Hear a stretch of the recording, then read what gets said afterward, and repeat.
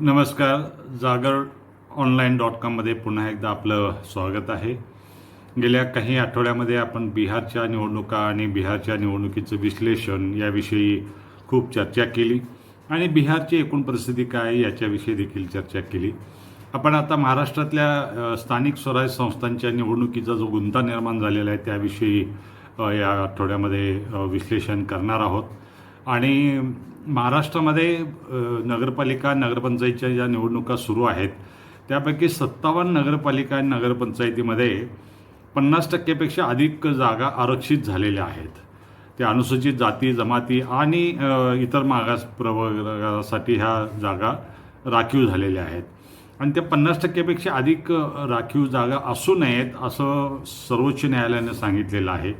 आणि ओबीसीना म्हणजे इतर मागास प्रवर्गासाठी 27% आरक्षण देण्याचा निर्णय महाराष्ट्र शासनाने घेतलेला आहे. त्या दोन्हीचं मिळून काही नगरपालिकांच्यामध्ये 50%पेक्षा अधिक आरक्षण होतं आहे आणि ते आरक्षण मान्य नाही असं सर्वोच्च न्यायालयाने सांगितलेलं आहे. त्यामुळं निवडणुका सातत्यानं पुढं गेल्या होत्या.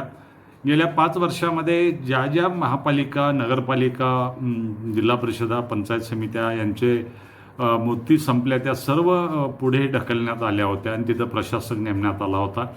महाराष्ट्रामध्ये पंचायत राज व्यवस्था ही अत्यंत उत्तम चाललेली एक यशस्वी संस्थात्मक उभारणी आहे.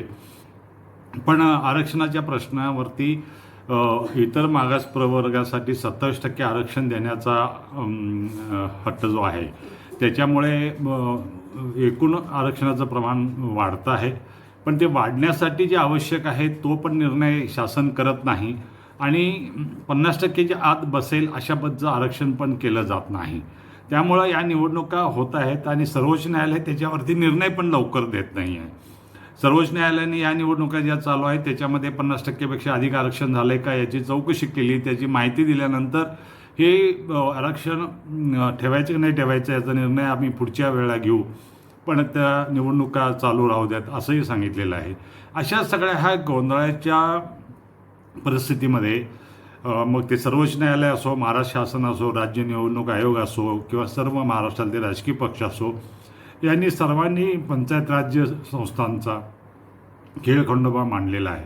आणि गेली अनेक वर्ष या संस्था डिफंक्ट झाल्यासारख्या होत्या, प्रशासकांच्या ताब्यात होत्या. याचाच लेखाजोखा या आठवड्यात आपण घेतलेला आहे. आपणाला हा लेख कसा वाटला, आपलं मत आणि आपलं विश्लेषण आपल्या प्रतिक्रिया याच्यावर नोंदवाव्यात. धन्यवाद.